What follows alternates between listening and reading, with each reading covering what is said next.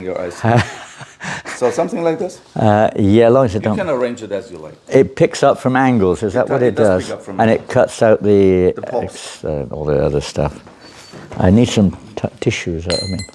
Oh, actually, I've got some. No, I've got some. Look at that. Amazing. Be prepared. We learned that in the Boy Scouts. I don't know if you ever...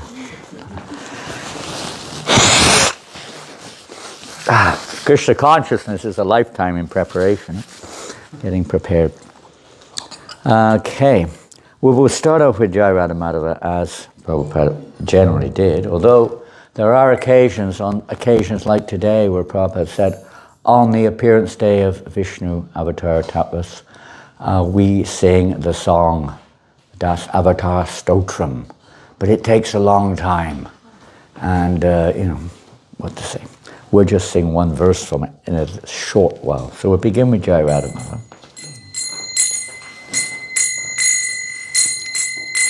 Jai Radha Madhava Kunja Bihari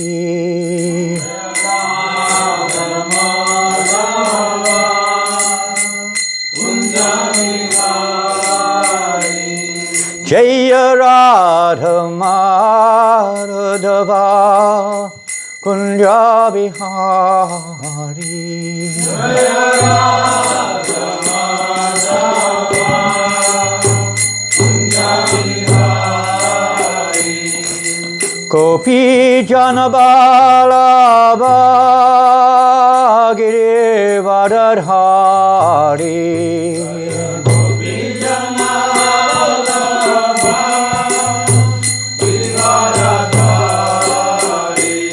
Jaya Gopi Jano Balo Loba Girivardhari Gopi Jano Balo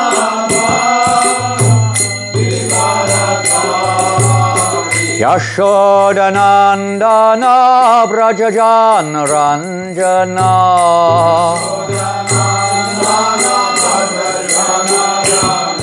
Yashodanandana Braja Jana Ranjana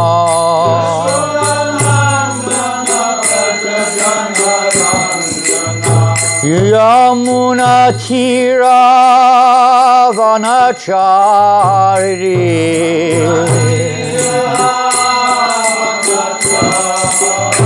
Yamuna Tira Vanachari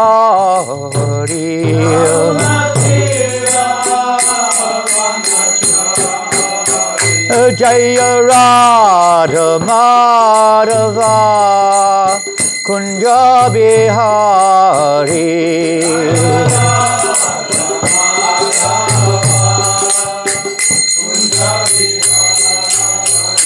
Jaya Radha Madhava Kunja Bihari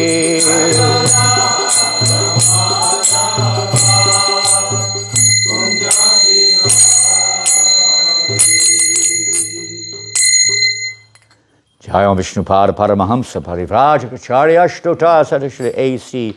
Bhaktivedanta Swami Srila Prabhupada ki Shri Gaurnitai ki Shri Giriraj Maharaj ki Shri Gandharvika Giridhari ki Jai Shri Vamanadeva Dwarashi ki Jai Shri Ji Goswami Aribab Mahamahotsava ki Jai Nu Radha Kundam ki Agoda Premanandi. All glories to the assembled devotees. All glories to Sri Guru and Gauranga. All glories to Sri Prabhupada. Nama Om Vishnu Padaya Krishna Prasthaya Bhutale Srimate Bhaktivedanta Swaminiti Namane Namaste Saraswate Deve Gauravani Pacharine Nirvasesha Sunyavadi Pastyachate Shatarine Om Namo Bhagavate Vasudevaya Om Namo Bhagavate Vasudevaya Om Namo Bhagavate Vasudevaya Om Namo Bhagavate Om Namo Bhagavate Vasudevaya.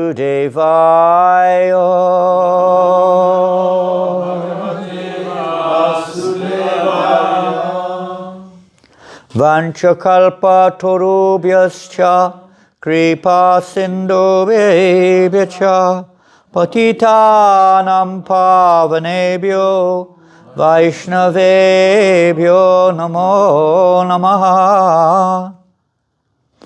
Hare Krishna. Thank you for giving us this opportunity today, and a great opportunity also. I'm not sure what is this one.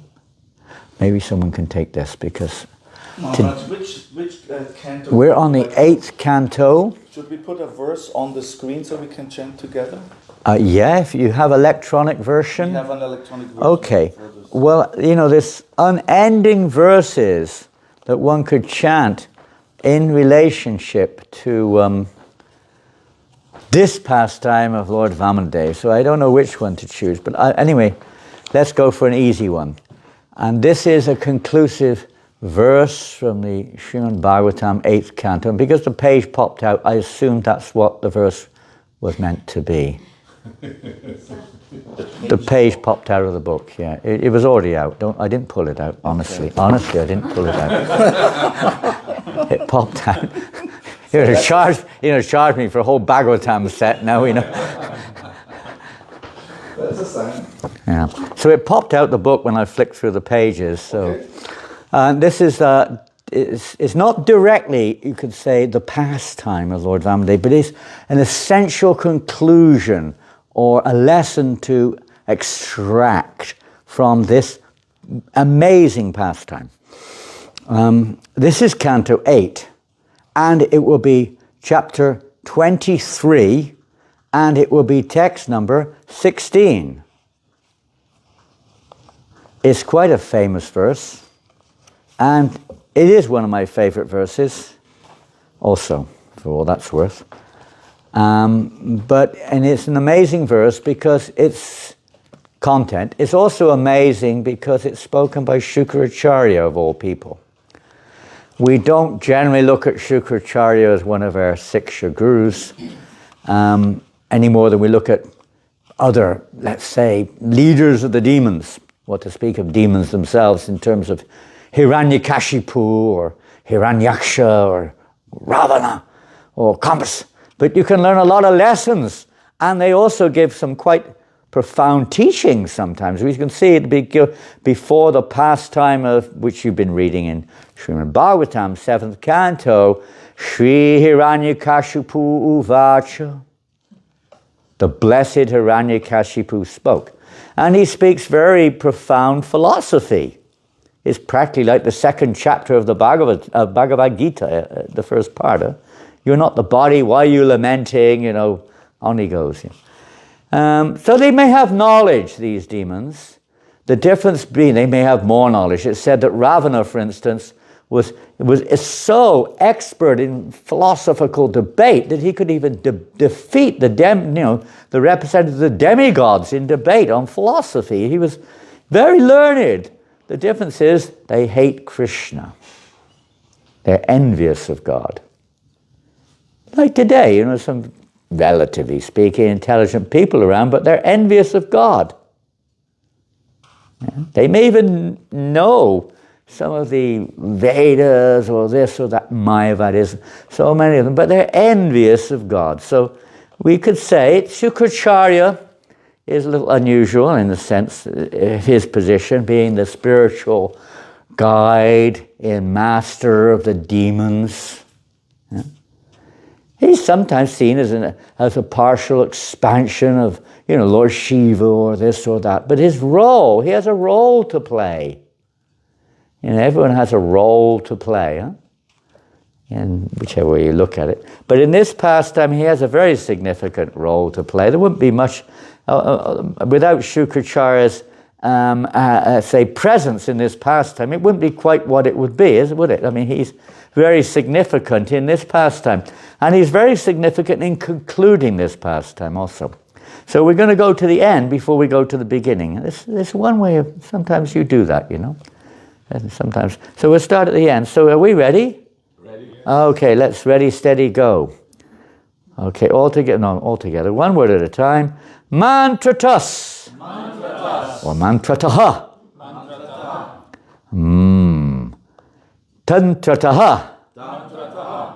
Chidram. Chidram. Desha. Desha. Kala. Kala. Arha. Arha. Vastutaha. Vastutaha. Sarvam. Sarvam. Karoti. Karoti. Nischidram. Nischidram.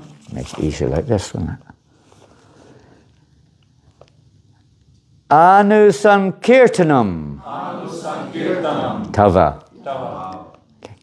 Mantratas tantatash chidram. Mantratas chidram. Desha kalaha vastutaha. Sarvam karoti nischidram. Anusankirtanam tava. Mantratas tantratas chidram. Desha kalaha vastutaha. Sarvam karoti nischidram. Anusankirtanam tava. Mantratas tantratas chidram. Desha kalarha vastutaha. Sarvam karoti nischidram. Anusankirtanam tava. All together or? Wow, now you chant. Mantratas tantratas chidram. Mantratas tantratas chidram. Shakalarha vastuta. Desha kalarha vastutaha. Sarvam karoti nischidram. Sarvam karoti nischidram. Anusankirtanam tava. Anusankirtanam tava. Mantratas tantratas chidram. Desha kalaha vastutaha.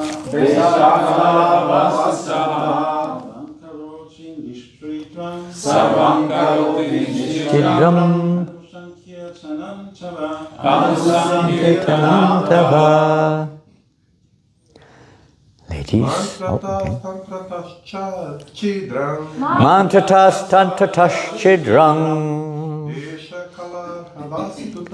Desha kalarha vastutaha. Sarvam karoti nischidram. Anusankirtanam tava. Ladies. Mantratas tantratas chidram. Desha kalarha vastutaha. Sarvam karoti nischidram. Anusankirtanam tava. Mantratas tantratas chidram. Mantratas tantratas chidram. Desha kalarha vastutaha. Sarvam karoti nischidram. Sarvam karoti Nischidram. Anusankirtanam tava. Anusankirtanam tava. Mantrataha.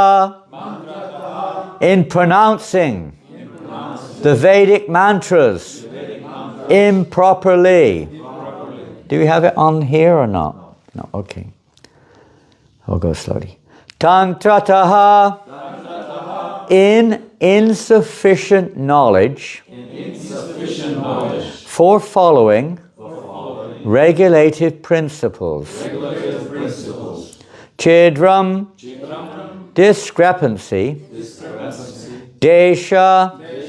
In the matter of country. Kala. And time. Arha. And recipient. Vastutaha. And paraphernalia. Sarvam. All these. Karoti. Makes. Nishchidram, without discrepancy.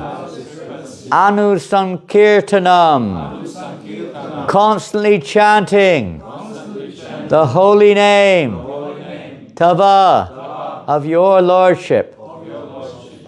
So, translation by Srila Prabhupada of Shukracharya's reply to Lord Vishnu. He'd asked the question, why have you cursed him like this? What was his mistake? Please explain it. And Shukracharya said, everything's arranged by you, my Lord. Everything's going on under your direction. We're simply instruments. But actually, there was no fault. There may be discrepancies in pronouncing the mantras and observing the regulative principles. And moreover, there may be discrepancies in regard to time, place, person, and paraphernalia. But when your Lordship's holy name is chanted, everything becomes faultless. Of course, we shouldn't take advantage of this and purposely do things wrong or commit offenses or whatever it is and say, Hari Bol, Hare Krishna, everything's fine. No, that will become an offensive, offense to the holy name. But when we perform various sacrifices, anything we do, practically speaking, there's bound to be some, something not quite, especially in Kali Yuga, something not quite right, isn't it? You got out your bed not quite correctly, or you didn't brush your teeth quite correctly, or even little things like that, So many little rules and little regulations are there. What to speak of when we, say for instance, perform an Agnihotra or a Yagya or something like that. Sometimes we use aluminium or plastic or some substance which is definitely not very pure, or we sit the wrong direction. We're in the wrong place. We've chosen the wrong time. The priest has got the wrong... I was in one yagya in Vrindavan one time, and some devotee was doing, and he realized about a third of the way through, it was a marriage ceremony, he was on the wrong page. He was just chanting the mantras. It was the sannyas mantras which he was chanting. And he only realized, of course, nobody else had a clue what was going on. Absolutely not a clue. And for these... How was it found out? Huh? How was it found out? Well, I guess he saw it as he was going through. Something clicked in his mind. And, So, in these cases, that's one of the reasons, it's not the only one, of course, that generally when you have a yagya, any yagya, the chanting of the holy name should be going on. Whether it's worshipping the deity, cooking for the deity, everything, practically, either we or somehow or another, the holy name should be chanted. So we always have kirtan when we do yagya going on, and reading from Shastra and so on. Whatever else may be going on, you're doing it, oh God, now what do we know? It's throwing things in the wrong direction, wrong order, everything's wrong, upside down. Nobody knows anyway, practically, unless Gorkeshava Prabhu's there or somebody like that, then that's another thing, and he's probably more expert than everything, but even he can make mistakes. This Kali Yuga is like that. Anyway, this is the answer of Shukracharya. So Chaitanya Mahaprabhu in the purport, as Prabhupada writes, Chaitanya Mahaprabhu is recommended. What is he recommended? Harinam, Harinama, Harinama, Harinama eva kevalam, Kalo nasteva, nasteva, nasteva, gatiranyata. What is he recommended? Chanting. In this age of quarrel and hypocrisy, we sometimes talk about this age, but these are the characteristics. Bhaktisiddhanta, when I said just the material world alone, the characteristics are turmoil and annoyance. What to speak of Kali Yuga? You expect something uncharacteristic to happen in Kali Yuga? Look at the characteristics of Kali Yuga. That's what you expect to happen, and that's what we're seeing. And we kind of wonder why and get all mental about it sometimes. But that's the characteristic. You expect a dog not to bark? What's wrong with this dog? It's barking. Of course it's going to bark when it wants to. So Kali is like that. But in Kali Yuga, age of quarrel, the only means of deliverance is the chanting of the holy name of the Lord. There is no other way. There is no other way. There is no other way. Pretty emphatic, huh? I can't argue that one unless you don't believe it at all, but you can't argue it as a statement in itself. It's pretty emphatic. You have a hard time trying to derive a different meaning out of that one verse. In this age of Kali, it is extremely difficult to perform Vedic ritualistic ceremonies or sacrifices perfectly. Hardly anyone can chant the Vedic mantras with perfect pronunciation or accumulate the paraphernalia for Vedic performances. Therefore, the sacrifice recommended in this age is Sankirtan, chanting constantly, constant chanting of the holy name of the Lord. Yagyai Sankirtanam prayer yajantihi sumedasa. Intelligent persons worship the Supreme Personality of God in this age of Kali by the performance of Sankirtan Yajna. Instead of wasting time performing Vedic sacrifices, those who are intelligent, those who possess good brain substance, should take to the chanting of the Lord's holy name and thus perform sacrifice perfectly. I have seen, Prabhupada is writing, I have seen that many religious leaders are addicted to performing yajnas and spending hundreds and thousands of rupees, well, a little bit more than that now, in performing yajnas, hundreds and thousands of rupees for imperfect sacrificial performances. This is a lesson for those who unnecessarily execute such imperfect sacrifices. We should take the advice of Chaitanya Mahaprabhu. Yajayir Sankirtanam prayer yajantihi sumedasha. Although Shukracharya was a strict Brahmin, addicted to ritualistic activities, he also admitted, Nischidram anu Sankirtanam tava. My Lord, constant chanting of the holy name of your lordships make everything perfect.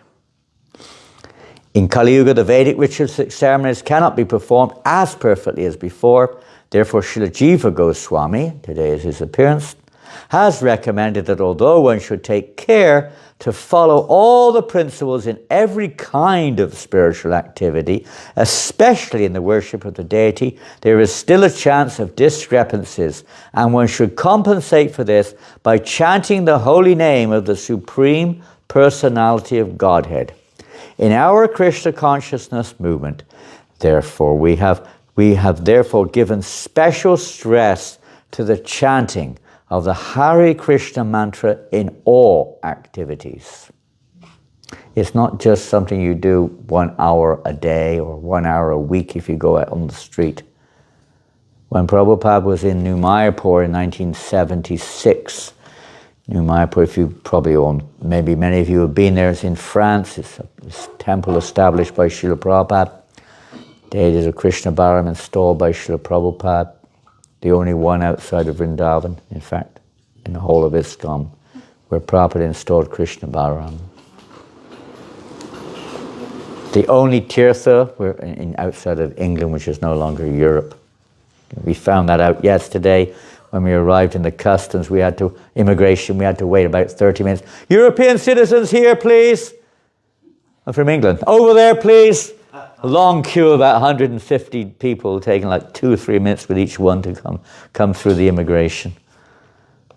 European citizens, straight through. So they're no longer, forget them. So in the whole of Europe, this is the only tirtha left, New Mayapur. Wow. Prabhupada tirtha. In ISKCON, anyway. There are tirthas, but they're not officially ISKCON. Special place. So anyway, Prabhupada was there in 76. He asked, is Sankirtan going on regularly? And somebody answered, once a week, Srila Prabhupada, we go on Sankirtan. Once a week only? Every day Sankirtan should be going on, but Prabhupada, the city is a long way away, we have many things to do. Prabhupada said, no, Sankirtan means right here now, whatever you're doing, you chant here. Whether you're in the field or whether you're in the kitchen, wherever you are, Sankirtan should be going on. It should always be going on. Anu Sankirtanam Tava. That's what makes everything nischidram, or faultless. We're not doing it for that reason, but this is a fact. Because Kali Yuga is an ocean of faults. Kaladosha, Ninevajan. Asti Hekamangad Kirtanad Eva Krishna. Only process that is effective in this age is the chanting of the holy name. We do everything else, and we do our best, as Prabhupada says here, but there will certainly be some faults. Must be accompanied by the chanting of the holy name. Of course, there are certain situations we may not be able to directly chant, but as much as possible, the chanting should be going on. Anyway, that's kind of a little bit to the sideline, but because on September the 17th to the September the 23rd, this month, September 17th is a very significant day, as we all know in our calendar. It's the day Prabhupada arrived in Boston Harbor. And now we've adjusted the dates. It used to be variable, but now it's fixed from the day Srila Prabhupada arrived for 1 week, World Holy Name Week. So at least during that period, you can try to be more conscious of this and try to chant more. It doesn't mean you have to go out and see, many of you have probably been doing this for decades, but you may be doing other things, maybe your body, health, everything may not be quite what it was. But at least wherever we are, try to be more conscious of chanting the holy name. This is the only, you could say, counteracting process, the only remedy. It is the only remedy to counteract the ill effects. Iti shodashakam nanam kalikal shanashanam. There is no other counteractory process for Kali Yuga to counteract all the ill effects of this age, other than chanting. You may do 1,000,001 other things, which is maybe necessary, but it will not counteract the effects of Kali. It's the chanting of the holy names, especially a congregational chanting, especially. It has a powerful effect in environmentally counteracting so much of the... Now we're going to go to another verse, and I don't know, let me think if I can remember where that is. Let me see. Lord begs charity from Bali Maharaj. Okay, it will be in this chapter. Bali Maharaj surrenders the universe. Here it is. I think text number, yes. Text number 4 of the 20th chapter. This verse is spoken by Bali Maharaj.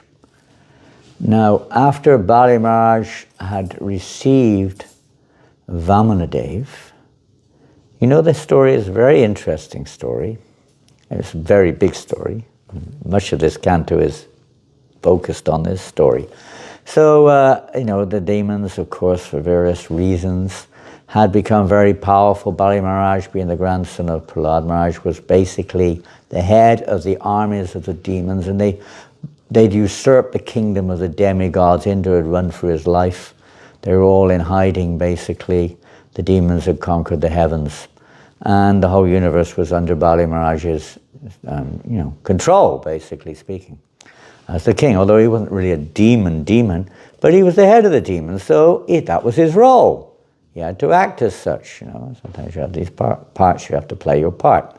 So he was the king of the demons, and the demigods, of course, were not in good shape, especially the mother of the demigods was very disturbed, Mother Aditi, about all her offspring were all in hiding, they'd lost their position, she was was very disturbed. She was praying for them to regain their position. She performed a great sacrifice, Payovata sacrifice, for that intention. The Lord appeared before him, promised he would appear as his son to solve the whole problem. So in due course of time, he appeared as the son of Aditi, as Vamana, and let's just sing it.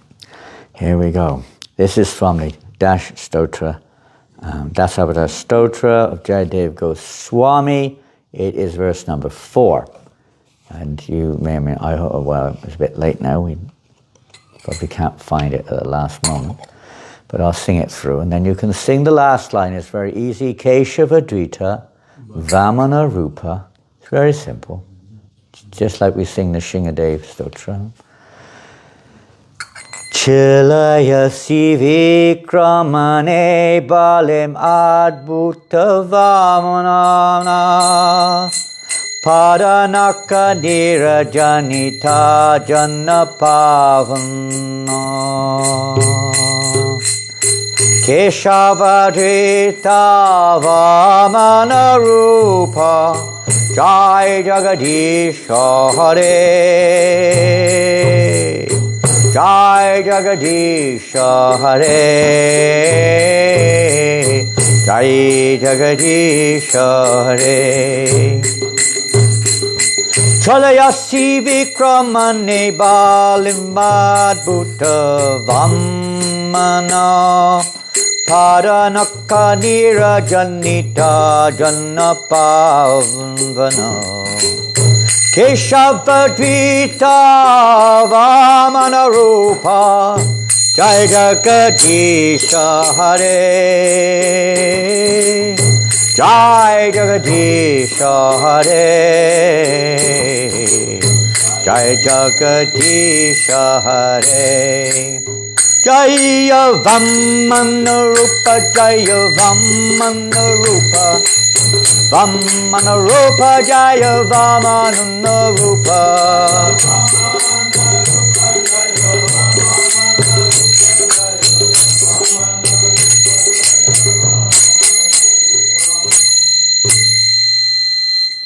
Jai, translation.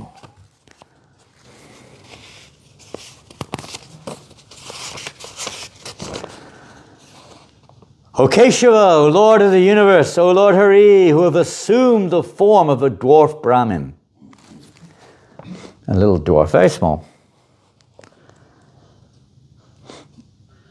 Here it says assumes the form. He can take any form he likes for various purposes. So here he takes the form of a dwarf Brahmana. Oh, glorious to you! Oh, wonderful dwarf!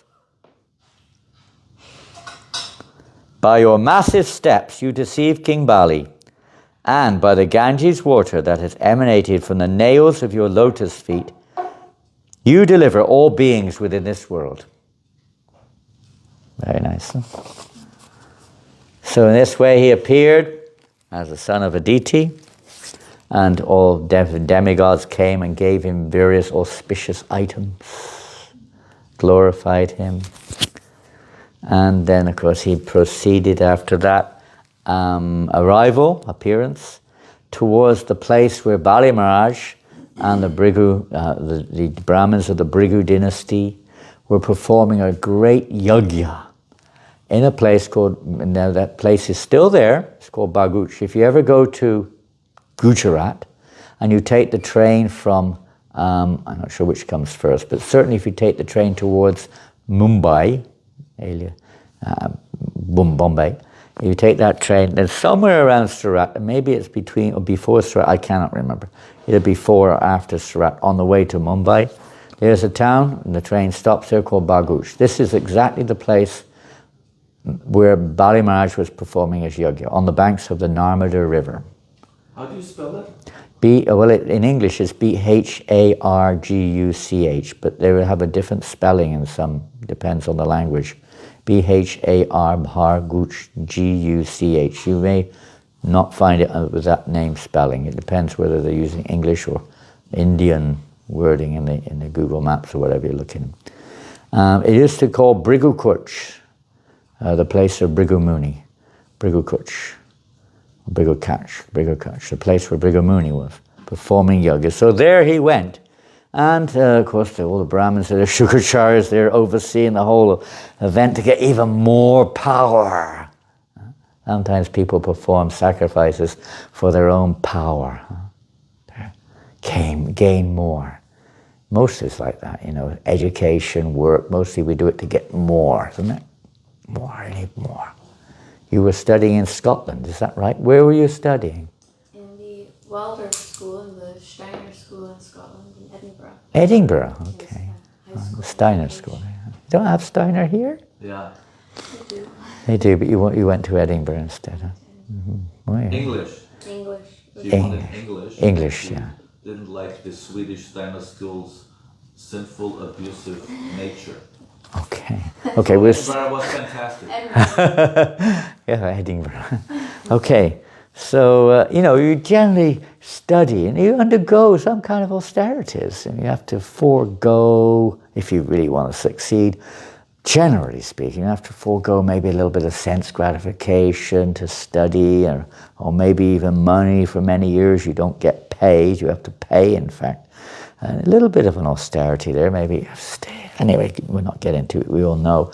For a personal purpose, sometimes a little bit more than just personal, but it's basically a material objective goal, and it's usually me. It's usually centered on me on the bottom line. Work, the same thing, more money. We're always like that. Me in the center. So they're performing this yajna on behalf, you could say, of Bali Maharaj, so that the demons under Bali Maharaj will become infallible, stronger, more powerful. No one can defeat us. So we study sometimes so that we become so learned, no one can defeat me, and I can get away with what I want. We can do all sorts of things like this, to try to protect her. So, so in this particular case, when little Vamana, the Brahmin, came in, now it's an interesting thing. Even the demons in general, you see this even in Krishna's pastimes, when Krishna and Arjuna and Bhima came to Jarasandha, for instance, he knew who they were. He wasn't stupid. But because they came in the guise of Brahmins, he offered them ask what you want, charity. They had this mood about them. And there may be obviously exceptions to this, but generally they did. They had this because they had this knowledge that if you give charity to a qualified Brahmin, you get a lot of, returns. It's a pretty good investment, pretty good investment. Even unqualified Brahmins, you get return. I had that experience on Sunday at the Rath Yatra in London. Some Indian devotee came up to me and gave me some money, even giving to an unqualified Brahmin, and I immediately gave him a book, Bhagavad Gita, and then I gave the money straight to the devotee who was, holding the book. So I just gave it straight to him. I didn't keep a penny. 5 minutes later, that same Indian devotee came back and gave me 5 times more than what he gave me. I made sure he never saw that happen. I did it when he was nowhere near. But somehow or another, he came back 5 minutes later and gave me 5 times as much as he gave the previous time. So, even an unqualified Brahmin gets, and I really enjoyed it. I had a really good time there in the ice cream shop and in this place and that place. But it just goes to show, even unqualified Brahmins, what to speak of qualified. So the demons know all these things, and this is how they get their power. And that's why the demigods lost their power, because Indra had insulted, Brihaspati. And Bali Maharaj had been very faithful, you could say, to Shukracharya in the Bhrigu dynasty like that. So anyway, he came there, and the first thing he said, he was very, very attracted to the beauty of this Brahmin boy. He looked so out of this world, which he was, and he immediately received him with all proper ways, and offered him, please, my duty, whatever you want. You obviously come here for some reason. You haven't come just for to be entertained. So please, can I offer you some charity? Take from me whatever you like. So Shukracharya, he was very perceptive. He could see that this is no ordinary little dwarf Brahmana. This is none other than Vishnu in disguise. Don't give this boy anything. He will cheat you. He will take everything away. Oh, Bali Maharaj said, no, I've promised. I can't break my promise. I've come from a dynasty, and Prahlad Maharaj, this thing, that thing, we don't. Somehow or another, there's still some integrity. You don't even find that now amongst the demons, huh? There's no integrity. And they say one thing and do another. They don't think anything of it. So one of the things that Bali Maharaj said in response to his spiritual masters, Shukracharya was coming up with all kinds of arguments, but you didn't make the promise in the right way. You didn't chant Om before you made the promise. Therefore it's not binding. And besides that, in scriptures it states that, any promise or any activity of giving charity which may endanger the family, which may just put you in difficulty and so on, is not favorable. You're not bound to follow it. Use your intelligence. He went on and on, different arguments like this, You'll become a poverty-stricken beggar. This, all kinds of things like this. He was trying to somehow or another persuade Bali Maharaj, do not give him one pin of a... Someone else said that, huh? The land underneath the pin. You remember that one too? Someone else put that point forward. Was it Durio? Somebody? I won't give you the matter. Huh? Duryodhana, yeah. Another player in the drama, Prabhupada said actually, because you see Balaram was very favorable to Duryodhana. He seemed to always favor him. It's weird, huh? Because Prabhupada said he's an eternal servant of Balaram. He's just playing a part. Weird part. Like in a drama. So, Shukracharya's part, he's trying to stop this event taking place. You're going to go with all your associates to the lower planets, to hell, if you do this, basically speaking. Huh? Don't do it. Don't do it. So what a dilemma. Imagine if your spiritual master were to tell you like that in your face. Vishnu is there himself. Dilemma, huh? I can imagine. Wasn't the easiest thing. So Bali Maharaj was resolute in his purpose, determined. Of course, in all the yagyas, Vishnu was being worshipped as well. It's like Yagya by Vishnu, and now you're saying don't worship him. It's like a bit of a contradiction. This is one of the, you're going to go into that in detail this morning, but one of the reasons one may reject one's spiritual authority when they contradict the very teachings which they're giving. So in this case, this is an amazing statement, text number 4 of the 20th chapter. There is nothing, he says, there is nothing more sinful than untruthfulness. Because of this, Mother Earth once said, I can bear any heavy thing except a person who is a liar. That's pretty heavy, isn't it? Any heavy thing, she can bear. She's very tolerant. But she, as we can see in Kali Yuga, how tolerant she is in many ways. But a liar.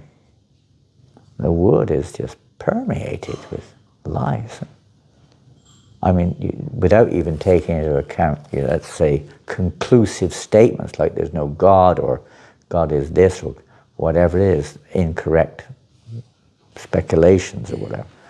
But even aside from that, on a day-to-day basis, lying is almost accepted as a necessary norm in order to achieve one's purposes. Political, economic, every way. Whether the educationists are aware of that or not is another thing. They may be telling lies as well, whether they're consciously aware. But those who are behind them are, for sure. So it was full of lies. So what's going on around here? Maybe it's the Sankirtan movement, which is the chanting of the holy name, which is having, let's say, keeping the thing alive, so to speak, or giving a chance for reformation, for change. And Prabhupada said, if this Sankirtan Yoga is not performed, if we don't preach sufficiently the Sankirtan movement, then you're going to see the reaction for all of this. We're seeing it already. Of course we are. But it's nothing. I remember when the Twin Towers came down, and many devotees were they were very disturbed because of bodily attachment. How can this happen to us? I heard one devotee say. It wasn't a very high sign of advancement in Krishna consciousness, I said, I said, I know, but this is terrible. I said, you're getting off lightly, boy. You're getting off really lightly, you know. Just a couple of buildings came down. The whole city should be flattened, you know. I mean, let's face it, what's going on there, you know? God almighty. You know, you get a little bit of warning, that's all. We still don't take the warning. We're still, oh my God, this is terrible, you know. In one sense, you can look at it like that, of course, because no one wants to see harm caused to other living entities. But from the karmic point of view, it's nothing. Absolutely nothing. You know, every day, 8 billion living entities are killed for human eating. 8 billion? As many people as are on the planet are killed every day to feed your belly. That's all types, fishes, birds, animals, everything inclusive.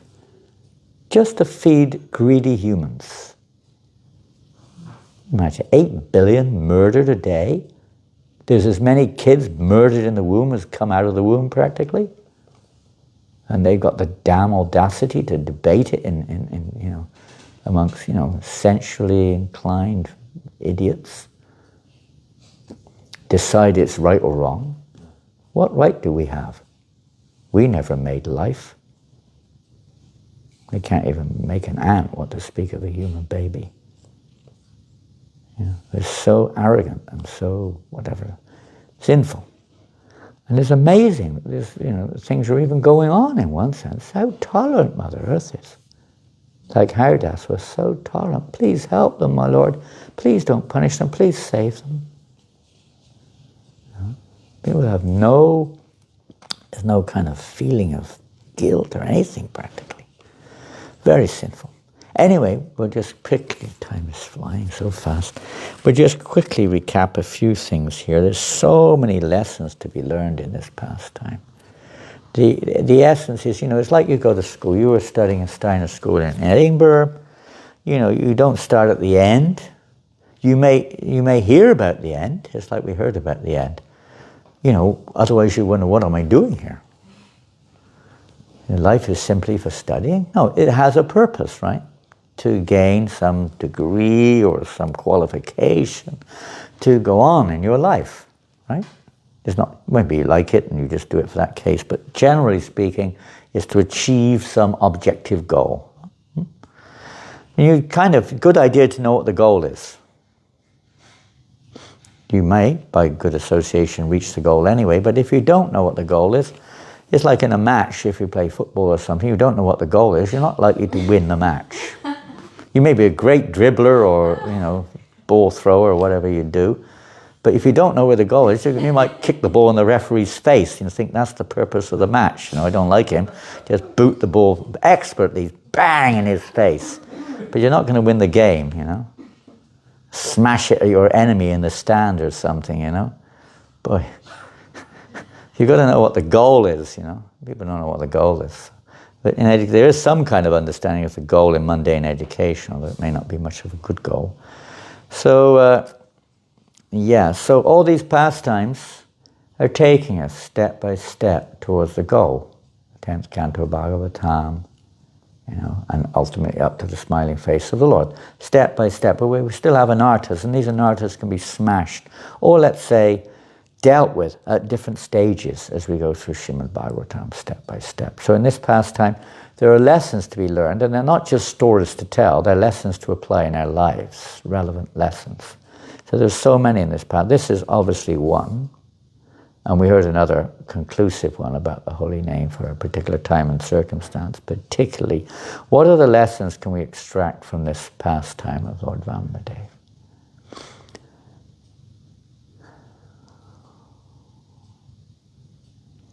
Okay, we'll just briefly recount a little bit more of the pastime. So then, after that, Shukracharya tried his best. Vamanadeva asked for what?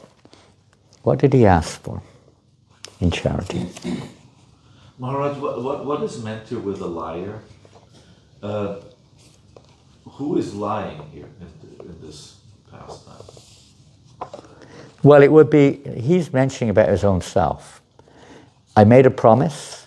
If I don't fulfill it, you come into that category. You said one thing. So if you say something, you promise something, you don't keep it, Yeah. then you're a liar. It comes under the same bracket. The same, Under the same bracket, yeah. Yeah. Conscious or unconscious, it's still the same thing. Somebody says one thing and does another.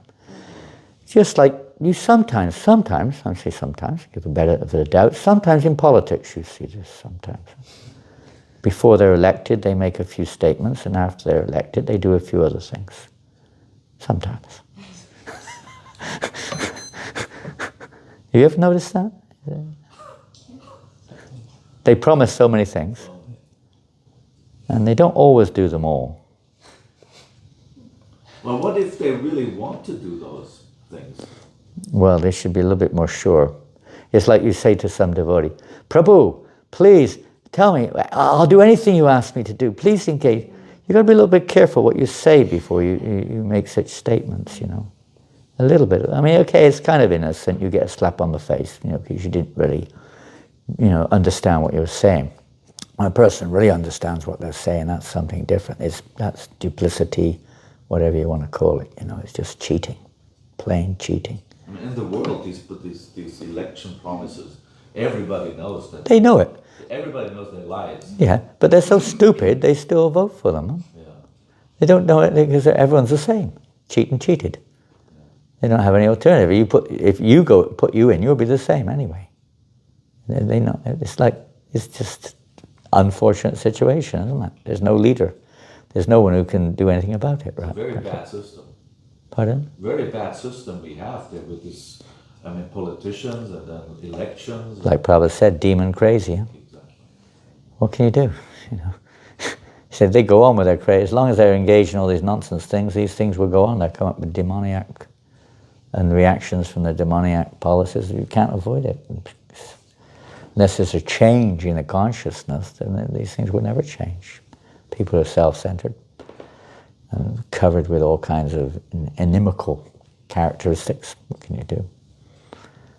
So it's systematic now. It's not just one person out of the blue. It's basically the norm. You know, it's not like there's a demon over there, and you know, whether it's this one or that one, or everyone's in the same boat, really. It's very hard. You've got to cleverly, somehow or another, so move within the boat and try to establish some kind of truth there, connection with the Absolute. Great challenge, great opportunity, great mercy. So let's just pop back a little bit. Let's see where we are, previous chapter. Yeah, so Bali Maharaj then said, take what you want. Ask, I can give you a whole planetary system, whole island, a whole Varsha. You can take what you want. What did Vamana say? Is that what he said? Crash. Just give me, he's a little boy, he's probably only about this height. Just give me 3 paces of land. And what did Bali say to reply to Vamana? What do you think? You're stupid. You may be a little boy, you know, but you don't know intelligence, obviously. You know, 3 paces of land, that's like nothing. Here to the altar, maybe. It's nothing. You know, it's almost an insult, isn't it? You go to a multi-billionaire, can you please give me 1 cent? It's like an insult, practically, isn't it? Say, what do you want? What do you want me to give you? 1 centime, please. Oh, come on, don't be stupid. Right? I'm prasadam. Of course, people who understand what it means is true, but you know, a beggar, just give me 1 grain of rice, that's all I want. Generally, beggars want a bit more than that. So he said, no, take more, take more. So what did Vamana reply? There's a whole long section here in this chapter. After Bali said, I can give you everything, oh small boy, one who approaches me to beg something should not have to ask anything more anywhere. Therefore, if you wish, you may ask me as much land as will suffice to maintain you according to your needs. Take anything you like, according to your needs. Lord Vamanadeva replied, "Oh, my dear king, even the entirety of whatever there may be within the three worlds to satisfy one's senses." Oh, beautiful music. Is this must be 9 o'clock. Yeah, it's time up. That's the sound, that's time is up. Okay, sorry. No, it's No, not. not No? No, Because it's not. that No, was, it's this exactly is just 9. a call from her, I guess from her mother from Moscow. Oh, okay. So, we'll read again. Even the entirety of whatever there may be within the three worlds to satisfy one's senses cannot satisfy a person whose senses are uncontrolled. And don't we see that in our experience in life, ourselves? And it's amazing, and still we push, and even in our own devotional efforts, this element comes in sometimes. We're never satisfied. We always want more and more of something or another, more of this, more position, more something or another. And we're not, that internal satisfaction is not there. Prabhupada gives an amazing purport, which we don't have time to read, on this subject matter, but it's a very profound lesson to learn. Huh? Realizing that no matter how much we have materially, as long as we think I have, we'll never be satisfied. Never enough. Never enough. Never ever. Enough disciples, enough worship, enough money, enough whatever. Sense, subtle it may be, but it's still there.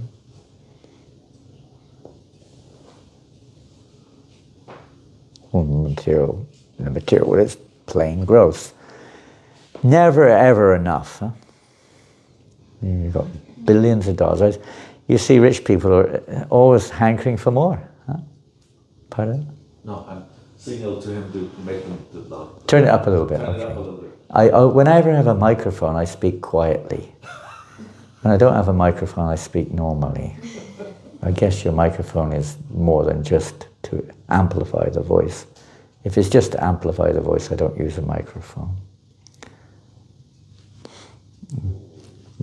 If it's going somewhere else, then of course it's valid. Yeah. It may be valuable or not valuable, but it's necessary. So this is another profound lesson, isn't it? Really is important, especially for aspiring devotees, neophytes like ourselves, to bear that in mind. So what does it mean? Does it mean we shouldn't ask for anything, that we should be, Because, well, I'll just read the next verse.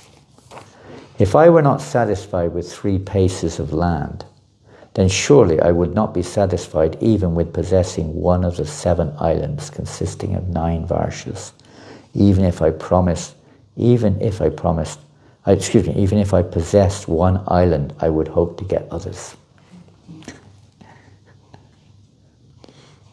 It can come in. I remember, I'll just give a very, very vivid example without naming anyone. I was one time in the room of one of the ISKCON GBCs back in 1978 or 9. I can't remember. And on his wall, he had a picture of the land which was under another GBC. And on there he had pins all over it. I said, what is this? He said, this is what I'm going to do when I get their zone. Wow. Another devotee said, you might leave this zone, but don't worry, you'll be back in the zone soon. I said, what do you mean by that? He said, wherever you go, that will be his zone. This type of mentality, even in the name of so-called devotional service, can you believe it? No wonder some of them didn't quite make the run, slipped away. This type of mentality is not quite what we're meant to have, is it? We're here to serve, we're not here to control. You could justify it maybe to some extent, I'm the best, therefore this is my service, but that's not the mentality of a Vaishnava, generally speaking. Humility is the main quality. Another subject. And then, of course, he cited his great examples of great Vaishnavas in the past, great kings like Gaya and Shibi and Prithu and others, who showed excellent examples to follow. So we have this also, examples to follow. It's not just stories we tell so we can get more respect or more, recognition. He knows so much, or can use these things to whatever it may be. But to actually, inspire, follow, help, and follow in their footsteps, etc., and inspire others to do likewise. One should be satisfied with whatever he achieves by his previous destiny. That applies to devotees as well. We may be token, but we have our happiness and distress, which comes its way, and orchestrated by the Lord. It's not just karma. It's orchestrated by the Lord to help release us from the mentality which causes us to be bound up in this material world. So we accept that. We don't try to necessarily adjust it. I mean, there's a certain element of that, obviously, in our efforts to utilize this body in devotional service by trying to keep healthy or whatever it may be, no doubt. But in principle, there's another side to this to help us to become free of the very mentality of seeing ourselves in the center and to see Krishna more and more in the center. We have to move on. So what happened then? He gave, yes, please take. Please take whatever you wish, if that's okay, if that's what you want, Bali Maharaj said. You take those 3 steps. Again, Shukracharya was hot on the case. No, and he did different things to try to stop this happening, but all to no avail. There are some Indian stories, but we won't get into that. But anyway, he went ahead, took his first step, and what happened? You know what happened? You know? You ran out of space. Huh? You ran out of space, no? He got spaced out? No, he ran out of space. He did, he spaced out. He went not with his first step. He didn't quite run out of space with his first step. He saved that. The second step. Yeah, he saved that for the second step. He kind of expanded a little bit, didn't he? Actually, it's like the universal form. In one sense, he manifested the universal form before Bali Maharaj. He became so great that Bali Maharaj saw all the planetary systems within his form, lower and middle planetary systems, with everything going on within the form of Vamana. Almost lower and middle planetary systems completely covered. Second step, what did he do then?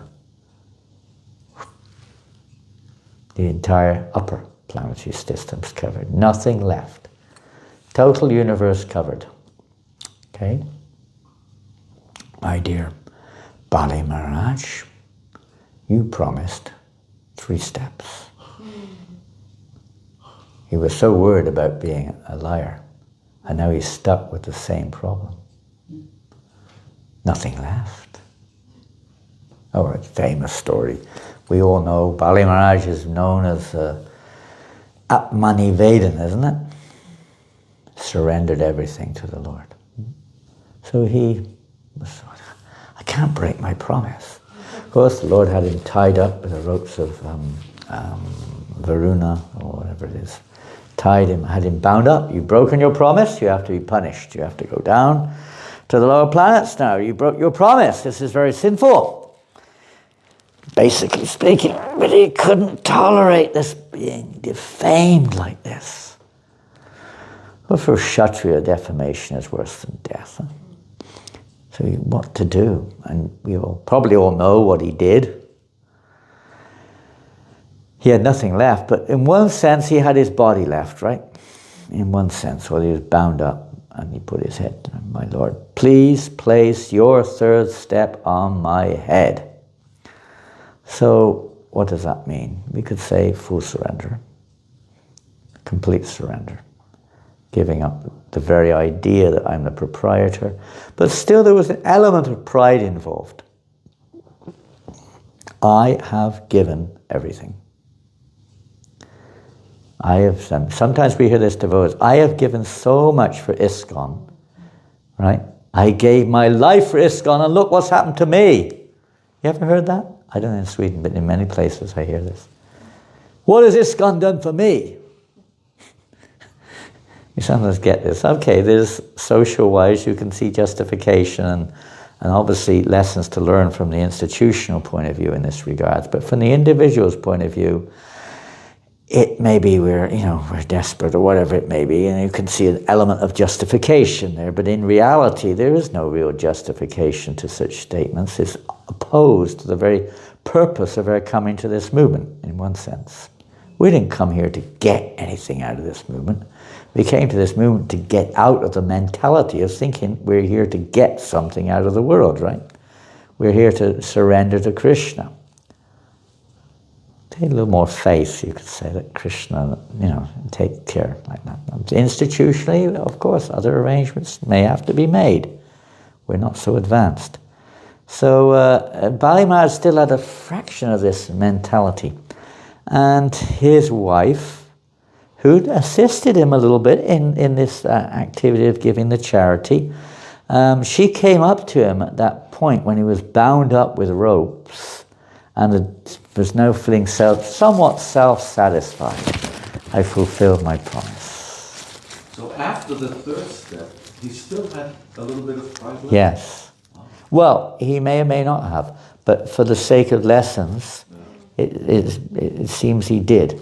So she came up, Vindhyavali came up to him and said, Prabhupada's words, you are still an agnostic fool, even at this stage.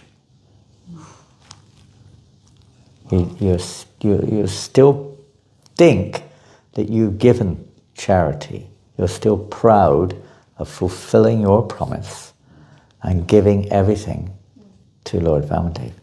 When will you come to your senses? She said, when will you come to your senses and realize you never had anything in the first place to give? When will you realize this? Everything, at every stage, whatever we have, belongs entirely, wholly and solely to the Supreme Lord. We don't have anything to give. All we have to give is to give up this idea that we have something to give. Recognize it is all His, and it's only meant for His pleasure at every stage. The falsity is we think that we have some control over it, and maybe Krishna gives that little lease or something you could say, but ultimately it's only meant for the pleasure of Gandhavaka Giridhari and nobody else. It's a different mentality. Therefore Prabhupada says Vindhyavali was far more advanced than Bali Maharaj in spiritual understanding. And you see in Nectar Devotion, I don't know if they can be compared, but there's two sections there in, I don't know which pages, whatever. There's one who surrenders everything and one who's a surrendered soul. There's a fine difference. Being a totally surrendered soul, then we don't have anything. You only exist, you are Krishna's and Krishna is yours. There's nothing in between. One who surrenders everything, there's like a concept of a possessor who is surrendering everything. There's no concept of a possessor other than I possess Krishna in love, There's nothing in between. There's a fine difference there. Yeah, fine difference. Anyway, these are all lessons. Tip, tip, tip, tip one. And there are probably plenty more if we read through the chapters of this particular pastime we've seen one already, the importance of not breaking a promise, not lying. Take it, both those as two separate or one and the same, whichever way you look at it. You can say, being respectful to the brahmanas, very important aspect. And this one here with the land, not being satisfied with if you're not satisfied with what you've got, you'll never be satisfied with whatever you get, for sure. And here we see this,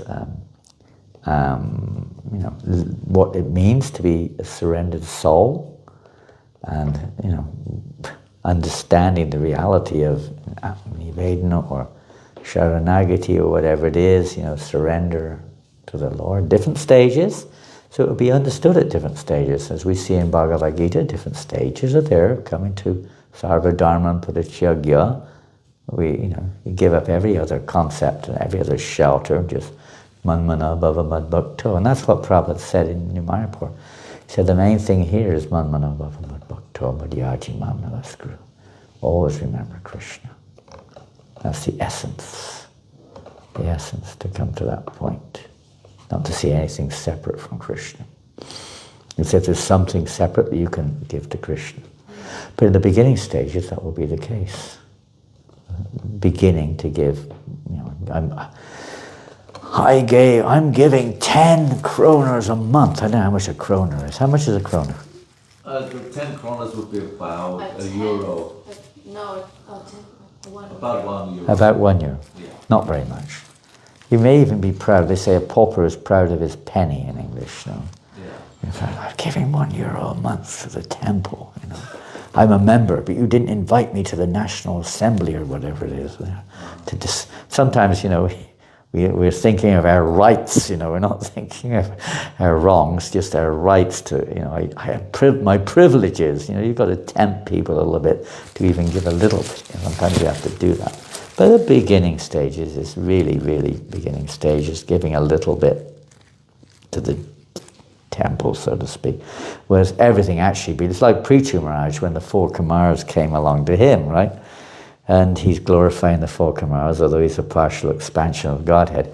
Nonetheless, he's praising the Kumaras, and the Kumaras are, and he said, the duty of a Kshatriya was in the role of a Kshatriya is to give charity, right?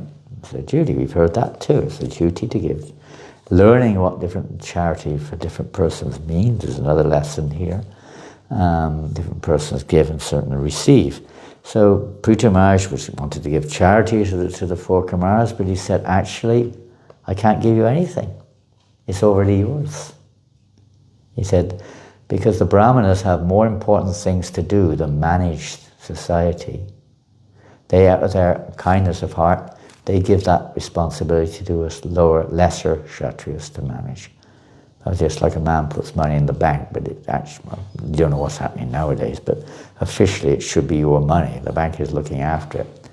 Nowadays they charge you for looking after their money. It's all topsy-turvy. But he said that the Brahmins, they already own everything. It's already all yours. Everything. You can do what you want with me if you like. I also, you can.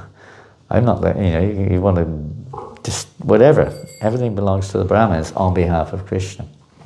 A totally different concept than what we have now, where Brahmins are controlled by greedy leaders of society to fulfill their agenda, isn't it?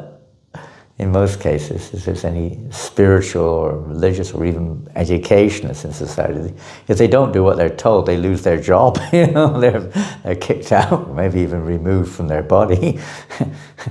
They're paid. That's why Prabhupada says Brahmins should never be paid. Then they become compromised. It's a whole different world that we're living in now. People attack the Brahmins. Get out of here, you useless beggar. What to do? Maybe there's no qualified Brahmins. Anyway, it goes on. You all know the story, and then many things are there.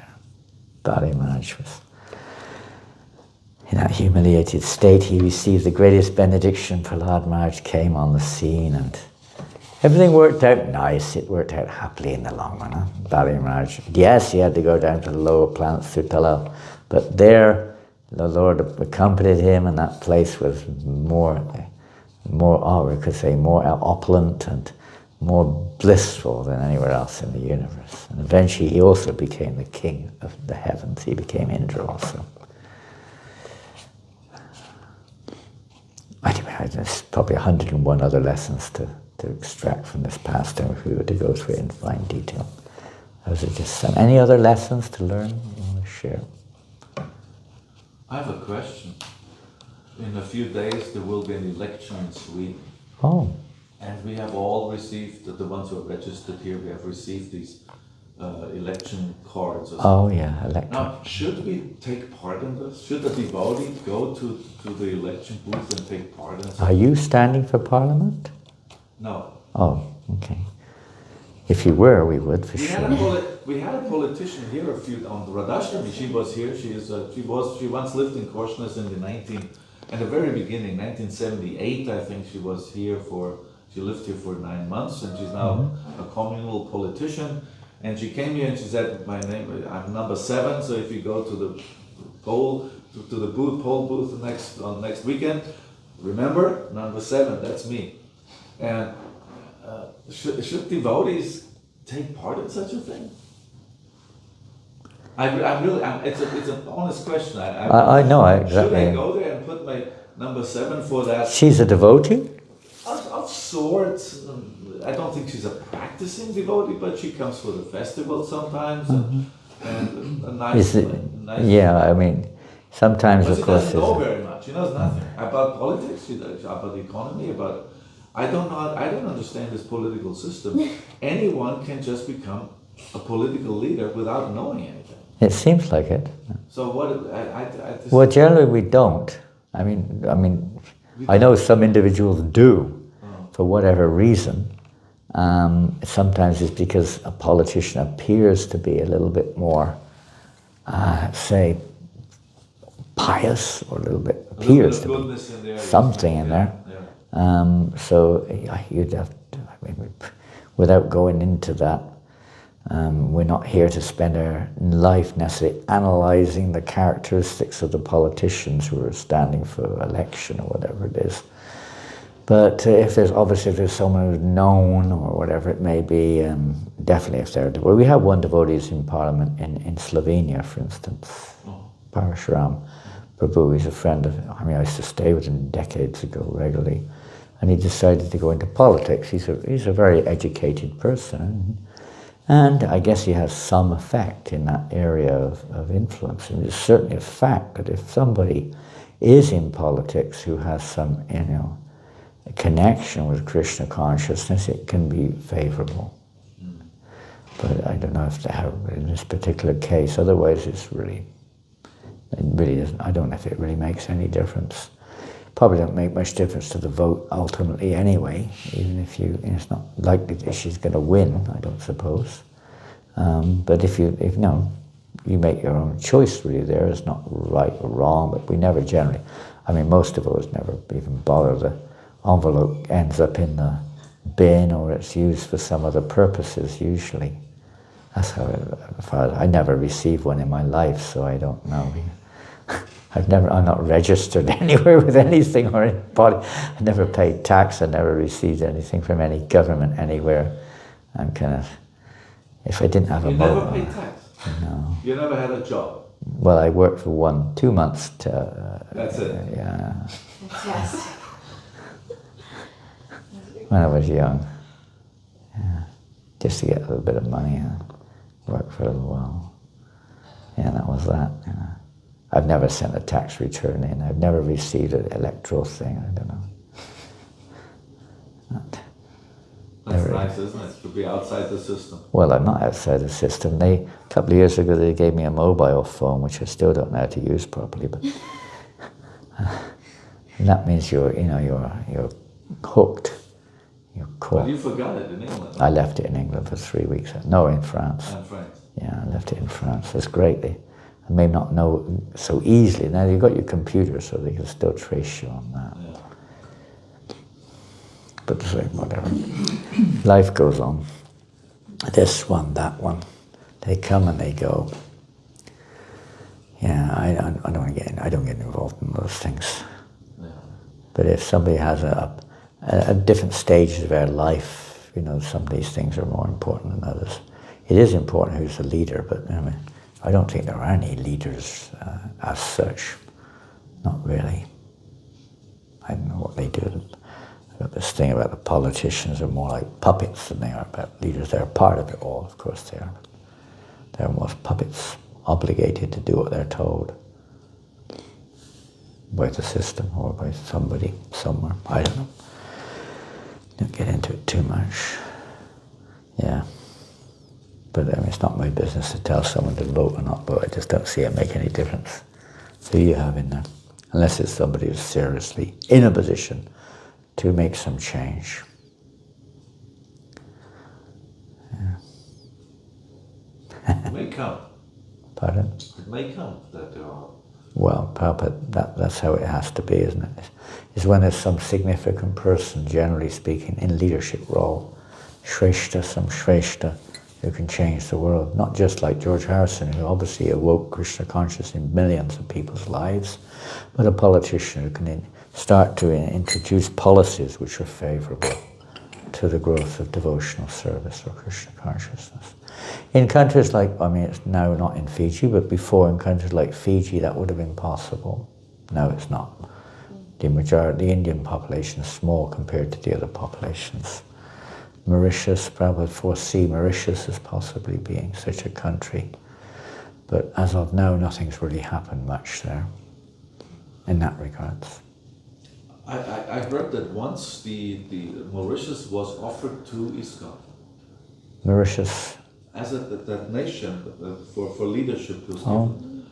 But then GBC members started fighting amongst who's going to be taken care of, who's going to rule it.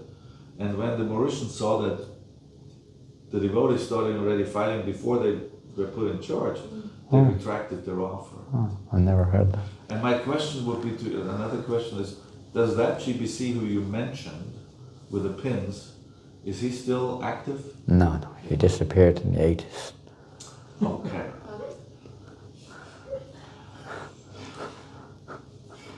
He got pinned. Nirmat Saranam Satam.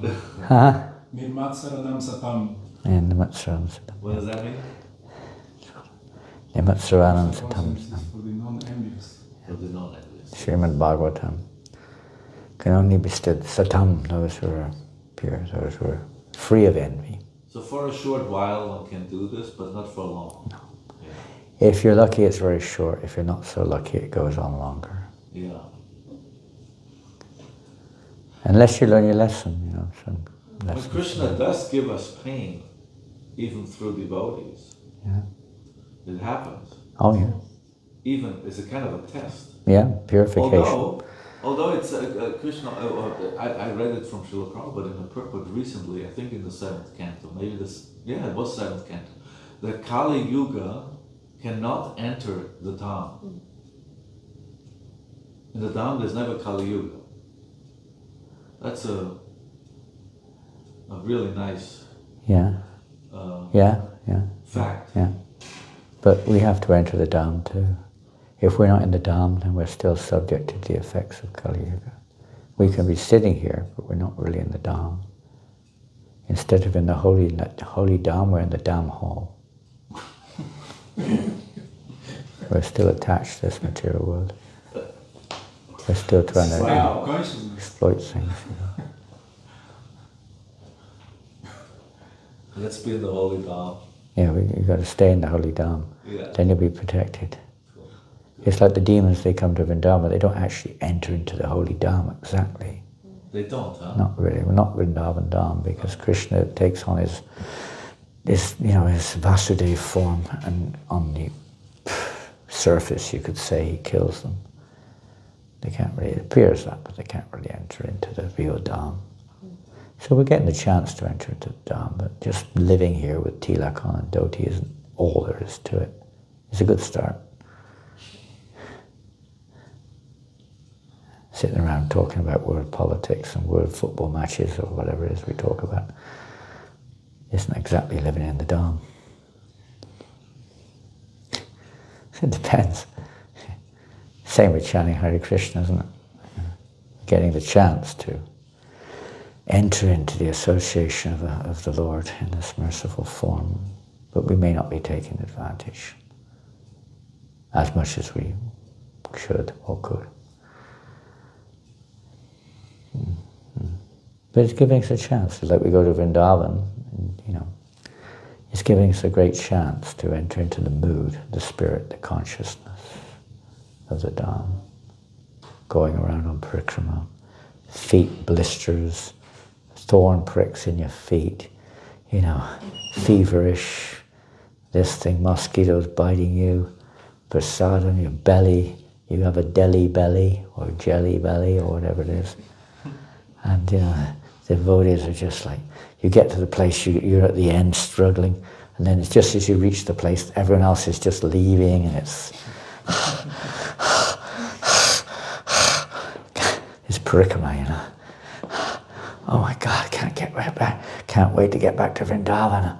The Limca store used to be Limca. It's not Limca anymore. It's the MVT with pizzas and pastas and this and that. What a relief, you know. Civilization at last, you know. Soft bed to lie on. Nice aircon. Ah. We're kind of still living in the material world a little bit, you know. Everyone will see it differently. We're at different levels of different natures and so on. Krishna knows, and we get that thorn pricking our feet for various reasons. Yeah.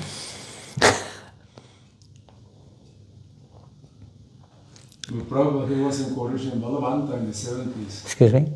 Prabhupada, he was encouraged in Balavanta into politics. Oh yeah, definitely. Yeah, at one point. But then he told him to no more. It started, but I can't remember. You know better than I. Probably read it all. I read it, but I can't remember all the details. But I certainly had a party called "In God We Trust." But after a certain point, Prabhupada said something was a waste of time. You know, it's not going to fly. You had a party, for instance, in New Zealand. They were called the I can't remember what they were called. But anyway, they were a little bit serious. They were going to they had no Krishna conscious agenda, but they had at least a little bit more motor goodness agenda. Their agenda was that, you know, that we'll divide all the land between everyone. We'll give you a free house. They're going to close down most of the factory production things. Free house, free electricity, but you have to maintain yourself on the land beyond and above that. And they said it would actually be cheaper than paying, you know, all the money they pay for unemployed people. There will be no unemployment. There will be no, you know, and nothing like that. You have to sustain yourself on the land. And we'll give you land. We'll give you a lot of land there. And you have to live. You have to survive. You have to maintain yourselves. They didn't win. They got about, a 1/4% of the votes or something. 1/4%, nothing. People are not into that. Not ready for it. I don't know. Maybe some devotees voted for them, I don't know. But it's somewhat good policy, you could say, at least in principle. To do it is another thing. Imagine shifting everybody out of their apartments onto the land, you know. You give them a simple house. Yeah. I don't think it will work. Not at the moment. Good idea. Even in ISKCON, you know, we talk a lot about, you know, self-sufficiency in land. And everyone said, you've got to do this, you've got to do that. And you say, okay, there's some land over there. Please go and do it. Oh, no. You have to do it. Not so many devotees actually do it. They're very enthusiastic about the idea, but to actually do it is another thing. But I need my washing machine. I need a car. I need a television. I need so many things. You know, I can't do that.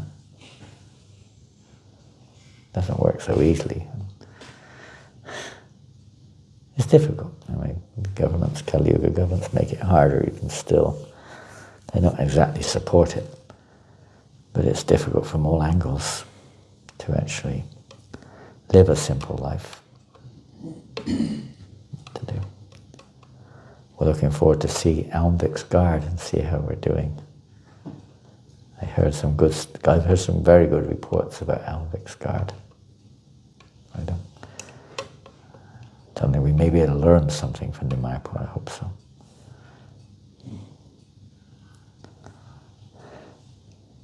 A society which is very simple, so you have more time and less disturbance. As you were saying yesterday, we were discussing at length yesterday how sometimes certain persons, they occupy your mind too much, you know.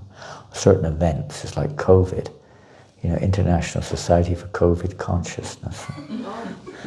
I know, so many of us were just so much COVID. What's the latest scores? You know, how many here, how many there, what's happening, this thing, that thing. It's Maya's trap, you know. COVID, you can know a little bit, but you know, goes overboard sometimes. Too much. Or the war in Ukraine. So many, then you're thinking about your brain, thoughts coming through there all the time. Your mind is like focused on it. Hard to remember Krishna in this world. And, simple living, when everything's done with Krishna, a little bit easier to remember Krishna. A little bit. Should be anyway. Should be. But sometimes because of the society we're in, sometimes because of our conditioning, our own demands, etc., or those of others, you have to work like an ass just to keep going. It shouldn't be like that. It should be a little bit more natural and simple. Let's see. Maybe it will come to that. Jai Shri Prabhupada ki Jai. Shri Vamanadeva Dwadashi ki Jai. Do you have a class in the evening or not? Not generally not. You can if you want. If you want, I can give it. If you want, it's up to you. Let me know if you do that. We'll talk a little bit about Jiva Goswami this evening if you wish. Yeah, let's do that. If you wish. What time? You have to tell me. What time is that? Or before? You say what time, let me know. Okay. Shri Vamanadeva Dwadashi ki Jai! Shri Jiva Goswami Avibhav Mahamahotsav ki Jai! Shri Gandharvika Giridhari ki Jai! Srila Prabhupada ki Jai! Grantaraj Srimad Bhagavatam ki Jai! Nurada Kundham ki Jai! So we all have to go and dive into Radha Kund now. So we really enter into the Dham.